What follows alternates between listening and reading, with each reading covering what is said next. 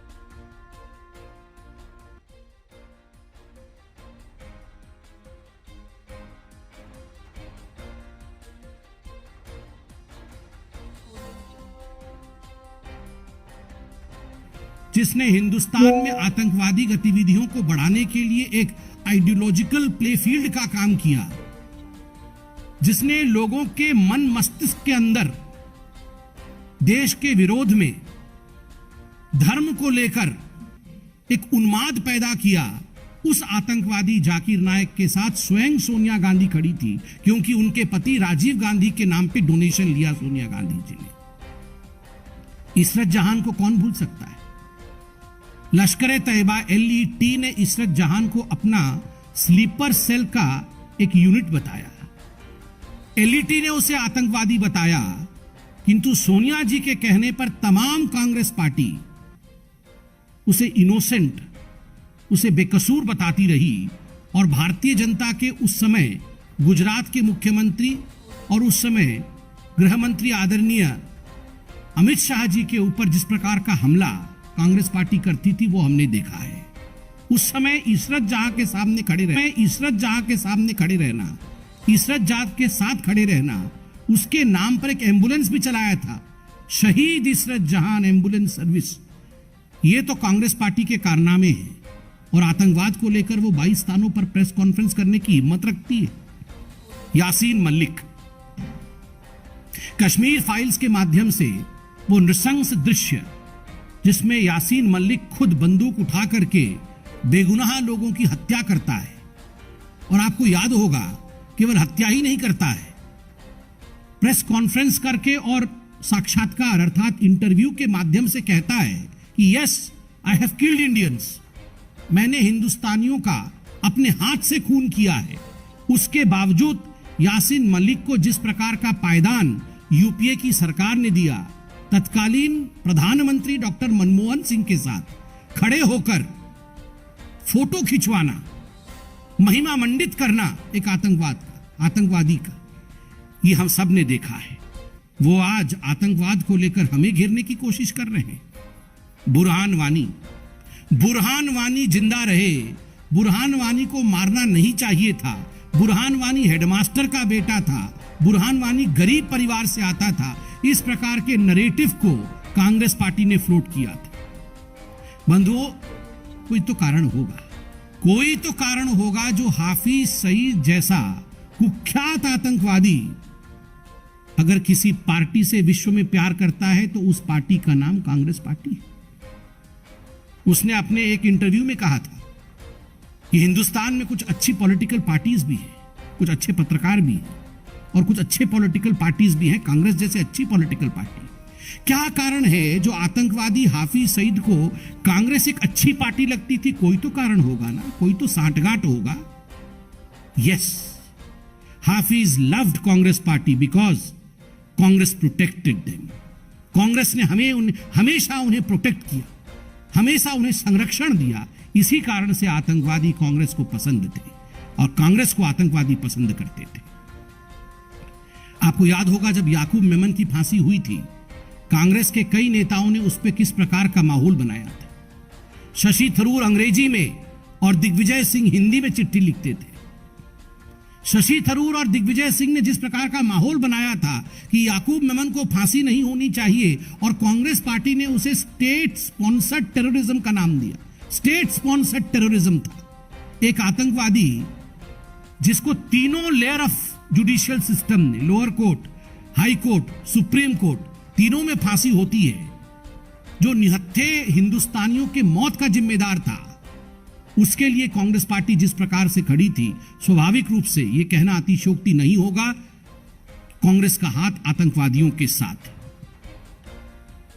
और जहां तक राहुल गांधी राजकुमार का सवाल है, जिसको अरुण जेटली जी ने बिल्कुल सही कहा था, the clown Prince of the Congress. Rahul Gandhi JNU में जाकर, अफजल हम शर्मिंदा हैं, तेरे कातिल जिंदा हैं, हर घर से अफजल निकलेगा, तुम कितने अफजल मारोगे, हर घर से अफजल निकलेगा, इस प्रकार के बयानों का समर्थन करने वाले राहुल गांधी आज उन्हें शर्म आनी चाहिए। आज उन्हें अपने गिरेबान में झांकना चाहिए कि आतंकवाद को लेकर आप प्रेस कॉन्फ्रेंस करा रहे हैं। कांग्रेस पार्टी को आतंकवाद को लेकर एक माफीनामा, एक माफी करार लिखना चाहिए कि किस प्रकार से उन्होंने विगत इतने वर्षों तक, और खास करके जो 10 वर्ष यूपीए का शासनकाल 2004 से रहा था 14 तक, उस समय किस प्रकार उन्होंने आतंकवाद को बढ़ावा दिया है। बंधुगण, मैं याद दिलाना चाहूंगा कि जहां तक आतंकवाद का सवाल है, आप याद करिए वो 10 साल यूपीए के, उस समय हर एयरपोर्ट में, हर रेलवे स्टेशन में, मेट्रो के सामने अनाउंसमेंट होती थी कि बैठने से पहले आप जांच कर ले आप कहां बैठे हैं, आप देख ले अपने सीट के नीचे कोई बम तो नहीं रखा है। उस जमाने में इस प्रकार का माहौल था कि टिफिन का डब्बा कहीं दिख जाए तो वो टिफिन का डब्बा कम और बम ज्यादा नजर आता था। उस जमाने में स्कूटर कहीं अकेली खड़ी नजर आ जाए तो मान पड़ता था कि अभी ये स्कूटर फट जाएगा। इस प्रकार का माहौल पूरे हिंदुस्तान में बनाया गया था। खुद सरकार को अनाउंसमेंट करनी पड़ती थी। 2005 में याद करिए किस प्रकार जुलाई के महीने में राम जन्मभूमि के ऊपर हमला हुआ था। दिल्ली दिवाली के समय किस प्रकार 2005 के अक्टूबर में कितने निहत्थे लोग दिल्ली में सीरियल ब्लास्ट में मारे गए थे। काशी संकट मोचन अटैक मार्च 2006, फरवरी 2007 समझौता एक्सप्रेस ब्लास्ट, सीरियल बॉम्बिंग हुई थी उत्तर प्रदेश के अंदर। इंडियन मुजाहिदीन द्वारा 2008 में जयपुर में बॉम्बिंग, बेंगलोर और अहमदाबाद में जुलाई में बॉम्बिंग, सितंबर में दिल्ली में बॉम्बिंग। कोई एक महीना नहीं जाता था जिसमें बम नहीं फटते थे और लोग नहीं मरते थे। और आज हम कह सकते हैं कि नरेंद्र मोदी जी के शासनकाल में जिस प्रकार से एक बहुत बड़ा कंट्रोल आतंकवाद की गतिविधियों पे आया है। यह अपने आप में भारत को सुरक्षित करता है। बंधुगण, आप सभी जानते हैं कि पोटा का कानून भारतीय जनता पार्टी की सरकार आतंकवाद से निपटने के लिए लेके आई थी। पहला काम जो कांग्रेस की यूपीए सरकार ने किया वो निरस्त किया पोटा के कानून को, और आतंकवादियों को भी लगा 10 वर्षों में कि ये हमारी ही सरकार है, हमारी ही सरकार है, लेट्स वर्क टुगेदर। आतंकवादियों और कांग्रेसियों ने मिलकर एक साथ जिस प्रकार का माहौल पूरे हिंदुस्तान में खड़ा किया था उसका विवरण मैंने दिया है। और तो और केवल पाकिस्तान के साथ ही नहीं, चाइना के साथ भी 2008 में एमओयू साइन करके, शी जिनपिंग जो अभी चाइनीज प्रीमियर हैं वो उस समय मौजूद थे। गांधी परिवार के उस एमओयू साइन एक्ट के समय जिस प्रकार से चोरी चुपके एक एमओयू साइन किया गया, the contours of the MOU is still not known. What were the contours of the MOU? ये देश बेचने का काम आतंकवादियों के हाथ में, आतंकवाद की गतिविधियों को देश में बढ़ावा देने का काम इस गांधी परिवार ने अपने सत्ता को बनाए रखने के लिए किया है। आज बोलने में कोई गुरेज नहीं। ये गांधी परिवार अपने आप को सत्ता में आरूढ़ करने के लिए अगर आतंकवादियों के साथ भी गठबंधन करना पड़े तो उससे भी ये नहीं चूकती है। यही इतिहास कांग्रेस पार्टी का रहा है जब से कांग्रेस पार्टी सत्ता में आई है। इसलिए राहुल जी, आप जिस प्रकार के माहौल में देश को आपने आतंकवादियों के हाथ में धकेलने का काम किया, आज आप आतंकवाद को लेकर प्रेस कॉन्फ्रेंस करते हैं। मुझे लगता है आपको इंट्रोस्पेक्ट करना चाहिए। मुझे लगता है आपको अपने गिरेबान में झांकना चाहिए कि आखिर आप और आपके परिवार ने किस प्रकार से आतंकवादी गतिविधियों को हिंदुस्तान में बढ़ावा दिया है। बहुत बहुत धन्यवाद। कोई प्रश्न हो तो अवश्य पूछिए। बहुत धन्यवाद।